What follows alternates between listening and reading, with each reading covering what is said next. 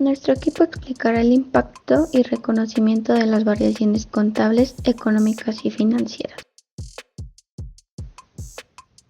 Nuestro equipo de trabajo está conformado por Daniela Emily, Aneida Hernández y Belén González.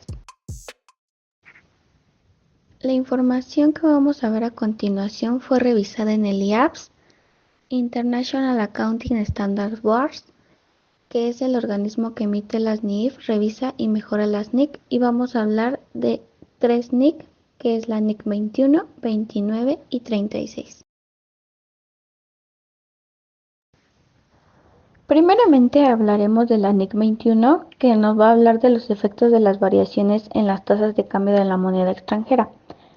Esta norma fue revisada en el 2003, por lo que fue necesaria y obligatoria su aplicación a partir del 1 del 2005 y ha recibido varias modificaciones, como lo fue que reemplazó versiones anteriores de 1993.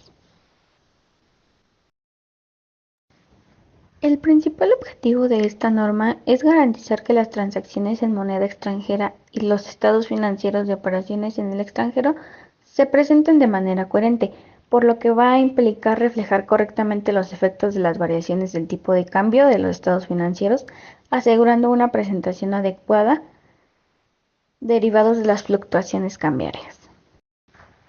La NIC 21 se aplicará a transacciones en moneda extranjera, a la conversión de estados financieros y a la reexpresión de los estados financieros cuando una entidad cambia su moneda funcional. Es importante tener conceptos claves como lo es la moneda funcional, y esta va a ser la moneda del principal entorno económico donde opera la entidad. Seguimos con la moneda de presentación, que es en la cual se presentan los estados financieros con fines de reporte, y tenemos el tipo de cambio de cierre, que es el que se utiliza para valorar los activos y pasivos del periodo, y el tipo de cambio a la fecha de la transacción, y este se va a usar para registrar ingresos, gastos y otras partidas en la fecha en que ocurren. Para la contabilización de transacciones en moneda extranjera, primeramente las transacciones se registran utilizando el tipo de cambio vigente en la fecha en la que se realizó la transacción. Al final del periodo, los activos y los pasivos se convierten al tipo de cambio del cierre. Y finalmente, si se tuvo una diferencia en el tipo de cambio, se van a reconocer como ingresos o gastos en el estado de resultados. En la conversión de estados financieros de operaciones extranjeras, los activos y los pasivos se van a convertir al tipo de cambio de cierre.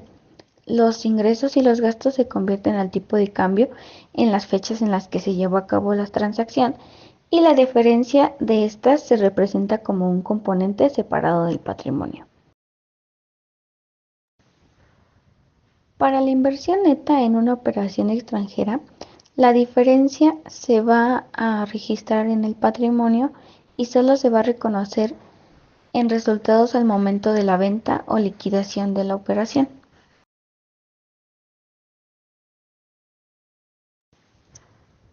Un claro ejemplo es que si una entidad mexicana compra mercancía en dólares y los paga 60 días después, la transacción se va a registrar al tipo de cambio de la fecha de la compra. Si el tipo de cambio tuvo variaciones antes del pago, la diferencia de cambio se reconoce en el estado de resultados.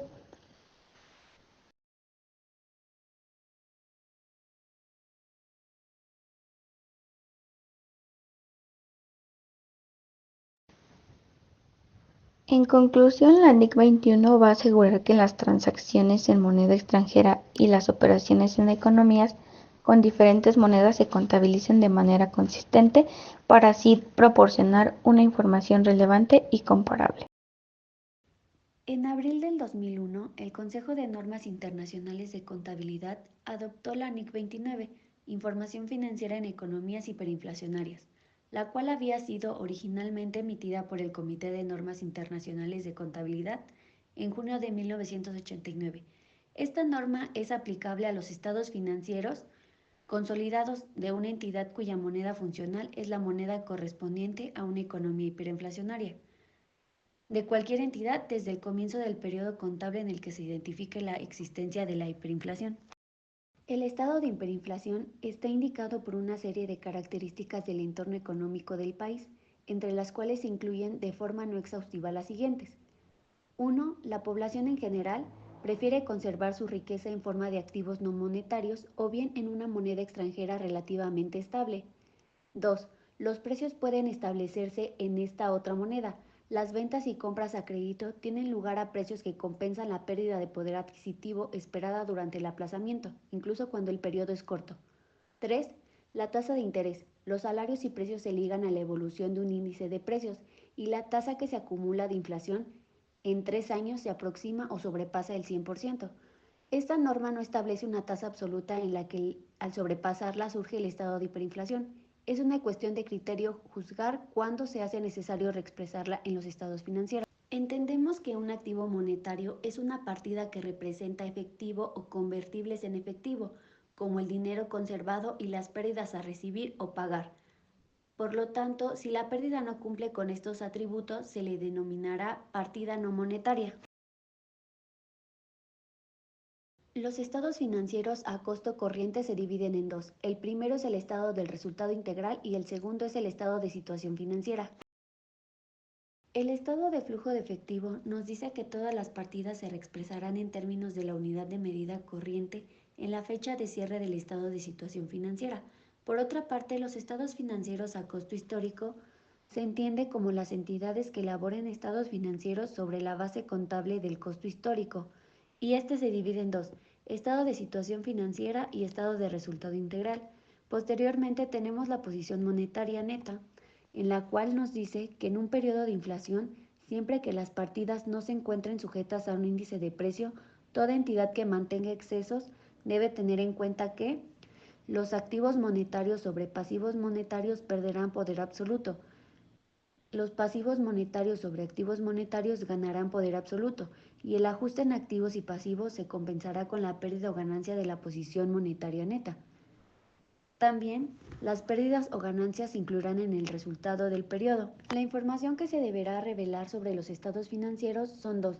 El primero, las cifras correspondientes para periodos anteriores que hayan sido reexpresadas, y dos, si antes de la reexpresión estaban elaborados utilizando el método del costo histórico o de costo corriente. La identificación y el valor del índice general de precios al final del periodo sobre el que se informa, así como el movimiento del mismo durante el periodo corriente y el anterior. Bueno, ahora hablaremos de la NIC 36, que establece que una empresa debe de asegurar que el valor de sus activos no exceda lo que puede recuperar de ellos. Si el valor de sus libros de un activo es mayor que su valor recuperable por uso o venta, el activo se considera deteriorado y debe de reconocerse como una pérdida por deterioro.